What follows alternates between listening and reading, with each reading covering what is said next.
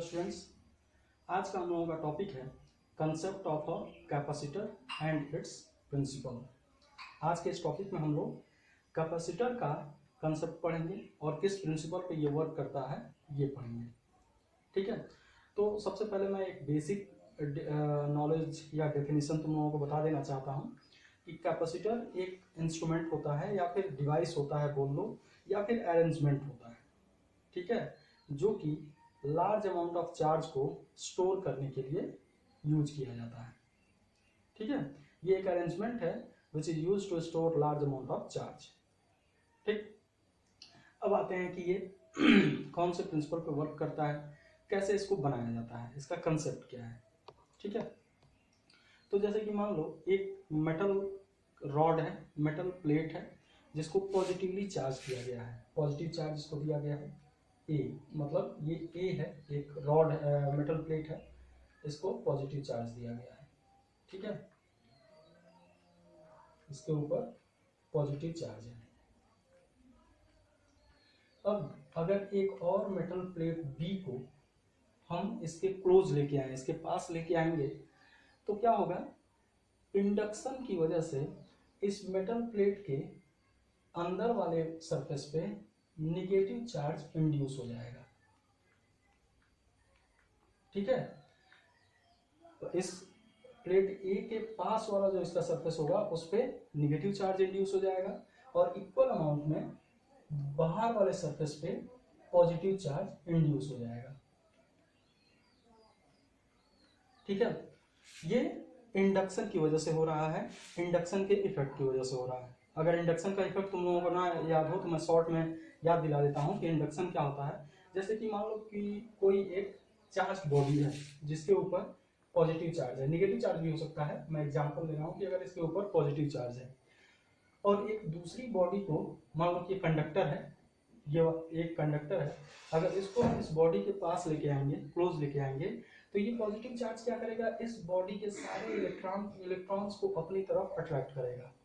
तो जो सरफेस इस चार्ज बॉडी के क्लोज होगा उधर इलेक्ट्रॉन्स का जो है, इलेक्ट्रॉन्स सारे मूव कर जाएंगे और इधर पे इलेक्ट्रॉन्स की डेंसिटी बहुत बढ़ जाएगी। या फिर हम कह सकते हैं कि इलेक्ट्रॉन्स आके इस चार्ज बॉडी के क्लोजर जो सरफेस होगा उस सरफेस पे आके यहाँ पर वो स्टोर हो जाएंगे। ठीक है, या रुक जाएंगे। उसके बाद क्योंकि ये अट्रैक्शन, ये पॉजिटिव चार्ज है, पॉजिटिव चार्ज नेगेटिव चार्ज को अट्रैक्ट करता है। ठीक है, और इधर से जहां से इलेक्ट्रॉन्स मूव करेंगे वहां पे क्या होगा, इलेक्ट्रॉन्स की कमी हो जाएगी और इलेक्ट्रॉन्स जिस जगह से मूव करते हैं वहां पे पॉजिटिव चार्ज आ जाता है। ठीक है, तो इधर पे इक्वल अमाउंट में पॉजिटिव चार्ज जो है वो इधर ओरिजिनेट हो जाता है। ठीक, यही जो फिनोमिना है इसी को हम बोलते हैं इंडक्शन।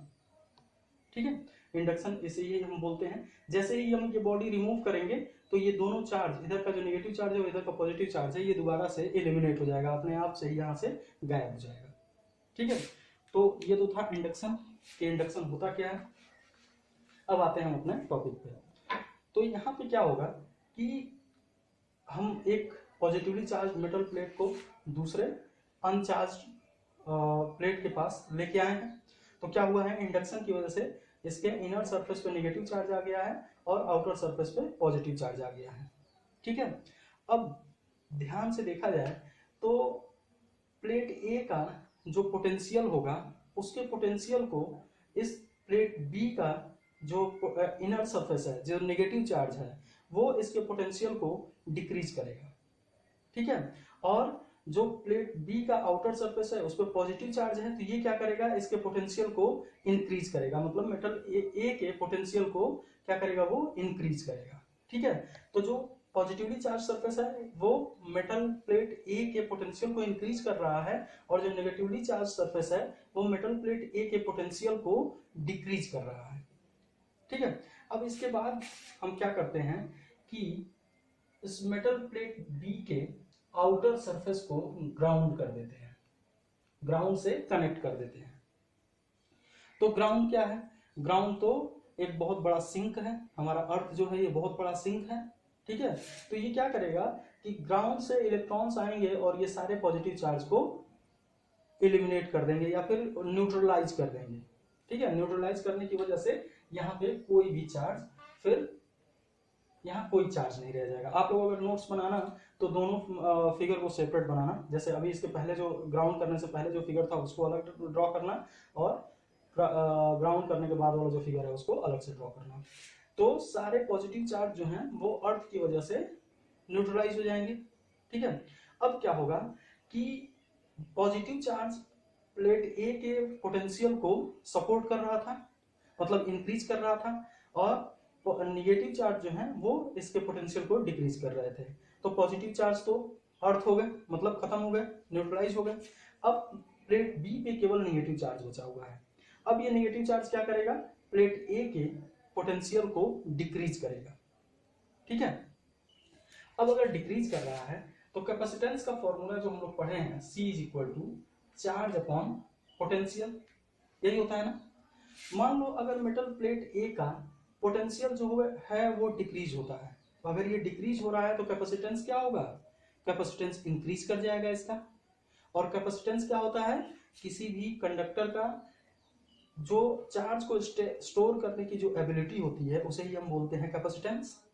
ठीक है, तो इसका मतलब ये है कि अगर इसका पोटेंशियल अगर डिक्रीज हो रहा है तो कैपेसिटेंस इसका इंक्रीज करेगा, और अगर कैपेसिटेंस इंक्रीज कर रहा है इसका मतलब ये है कि और ज्यादा चार्ज को अपने ऊपर स्टोर कर सकता है। ठीक है, तो इस प्लेट बी को इसके पास ले आकर इसके आउटर सरफेस को ग्राउंड करने से हमें क्या फायदा हुआ है कि प्लेट ए का जो कैपेसिटेंस है वो इंक्रीज कर गया है, मींस कि ये और ज्यादा चार्ज को स्टोर कर सकता है। ठीक है, यही प्रिंसिपल है कैपेसिटर का। ठीक है, किसी भी कैपेसिटर का जो प्रिंसिपल है वो यही है कि हम क्या करते हैं कि किसी भी एक प्लेट के या मेटल प्लेट के कैपेसिटेंस को इंक्रीज कर देते हैं। कैपेसिटेंस को इंक्रीज करने का मतलब उसकी जो एबिलिटी है, उसकी जो कैपेसिटी है चार्ज को स्टोर करने की, उसको हम लोग इंक्रीज कर देते हैं। ठीक है, और इस तरह के अरेंजमेंट को बोला जाता है कैपेसिटर। ठीक है, कैसे अरेंजमेंट को, कि एक चार्ज प्लेट है और एक अनचार्ज प्लेट है, जिसको हम चार्ज प्लेट के क्लोज ले आते हैं और फिर इसके आउटर सरफेस को अर्थ कर दिया जाता है। ठीक है, तो जब भी कहीं इस तरह का अरेंजमेंट है तो इसे ही हम बोलते हैं कैपेसिटर। ठीक, तो इसको अगर हम लोग डिफाइन करना चाहें तो हम बोल सकते हैं कि द कैपेसिटेंस ऑफ अ